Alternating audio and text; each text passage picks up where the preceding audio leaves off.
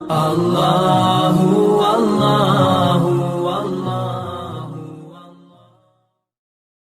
حضرت عمر کا بیٹا مصر گیا، وہاں سے کمائی کر کے لایا، تجارت کرنے گیا، لاکھوں کا مال۔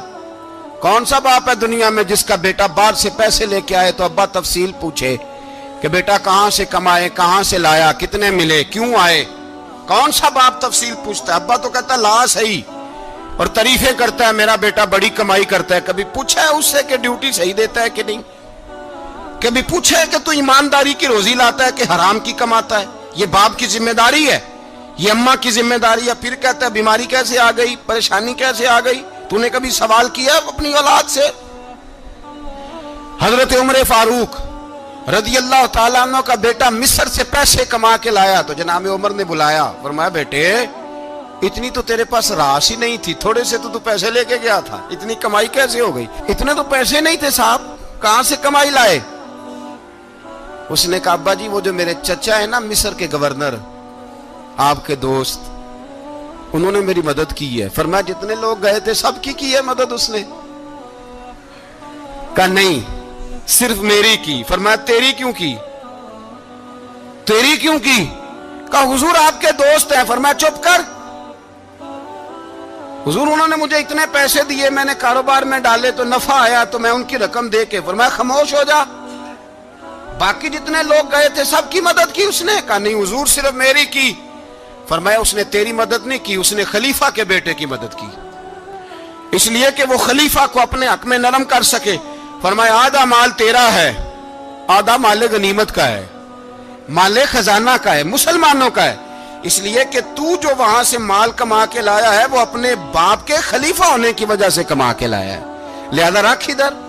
یہاں کہتے ہیں کدھر سے آیا، کیسے آیا، کون سا حساب دیں، کیا کریں؟ او بھائی حضرت عمر رضی اللہ تعالیٰ عنہ کا اپنی اولاد کے بارے میں یہ رنگ ہے۔ ایک جنگ سے نا خوشبو آئی، خوشبو بڑی مہنگی ہوتی تھی، عرب میں خوشبو آج بھی بڑی مہنگی ہے، وہ زیادہ استعمال کرتے ہیں۔ میری باتوں کی سمجھ آ رہی ہے میرے بھائیوں؟ بڑی مہنگی خوشبو تھی۔ جب وہ خوشبو آئی تو حضرت عمر نے کہا، گھر میں پہلے پہنچی حضرت عمر کے، چونکہ زیادہ عورتیں استعمال کرتی تھی گھر کے اندر خوشبو، مرد بھی لگاتے تھے۔ حضرت عمر نے اپنی بیوی سے کہا، آپ کی زوجہ تو تھی وہ بڑی خوشبو کو پسند کرتی تھی۔ حضرت عمر نے اپنی زوجہ سے کہا کہ خوشبو لاؤ، میں نے ایک عورت کی ڈیوٹی لگائی ہے، وہ خوشبو تول کے نا تو حصہ برابر صحابہ میں بانٹ دے گی۔ تو آپ کی زوجہ کہنے لگی کسی بی بی کی ڈیوٹی لگانے کی کیا ضرورت تھی، میں جو موجود تھی میں بانٹ دیتی ہوں تول کے حصہ برابر۔ آپ نے فرمایا نہیں تو رہنے دے، وہ فلانی بی بی بانٹے گی۔ کہا حضور میں نے بھی بانٹنی ہے، میرے پہ کچھ حق ہے؟ آپ نے فرمایا نہیں تو تفصیل نہ پوچھ، تو خوشبو دے دے، کوئی اور بانٹے گی۔ خاتون خانہ تھی نا، کہنے لگی نہیں مجھے بھی آج آپ کو بتانا ہی پڑے گا کہ کوئی جو بانٹ سکتی ہے تو میں کیوں نہیں بانٹ سکتی؟ زوجہ کہتی عمر نے بات کی تو میری چیخیں نکل گئی۔ حضرت عمر فرمانے لگے جب تو خوشبو بانٹے گی نا تیرے ہاتھوں کو بھی لگے گی، تیرے دوپٹوں کو بھی لگ جائے گی۔ اگر رب کریم نے مجھ سے سوال پوچھا کہ عمر خوشبو تو مسلمانوں کی تھی، تیری بیوی کے دوپٹے کو کیوں لگ گئی، تو میں اللہ کے حضور کیا جواب دوں گا؟ اگر اللہ نے یہ سوال کیا کہ تیری بیوی نے کیوں لگائی، وہ تو حصہ تھا مسلمانوں کا، تو نے تیری بیوی نے کیوں لگائی؟ تو فرمایا میں نہیں چاہتا کہ اللہ کے حضور مجھے اور تجھے باز پرس ہو، لہذا کسی اور کو بانٹنے دے۔ زوجہ روئی اور تڑپ کے کہنے لگی عمر مجھے لگتا ہے صبح قیامت بھی تیری بیوی ہونے کی وجہ سے اللہ مجھے جنت عطا فرما دے گا، تیری زوجہ ہونے کی برکت سے۔ بھائی یہ معیار رکھا، خدا کی قسم ایسا شخص تاریخ میں دوبارہ نہیں آیا۔ اتنا بڑا آدمی، اتنا بڑا شخص، اتنا بڑا آدمی، اور پھر رنگ یہ ہے کہ عمر 22 لاکھ مربع میل کا حکمران، 22 لاکھ، اور کھجور کے درخت کے نیچے مٹی کا ڈھیلا لے کے سو گئے ہیں، پرواہ کوئی نہیں، کوئی مسئلہ ہی نہیں۔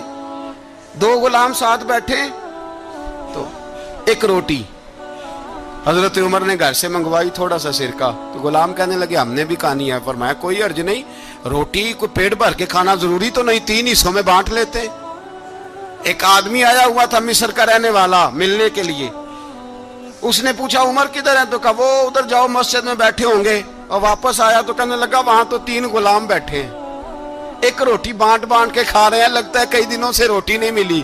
کہا 3 غلام تو کوئی نہیں, وہاں 2 ہی تھے, تیسرے تو امیر المومنین تھے. اس نے کہا نہیں 3 غلام ہیں, کپڑے بھی ایک طرح کے پہنے ہوئے, بلکہ 2 کے تو پھر صحیح ہیں, تیسرے کے تو زیادہ ماڑے ہیں. کپڑے بھی ایک طرح کے, کھانا پینا بھی ایک طرح کا, اور ان کا نشست برخاست بھی ایک طرح کی ہے, لہذا کوئی فرق نہیں.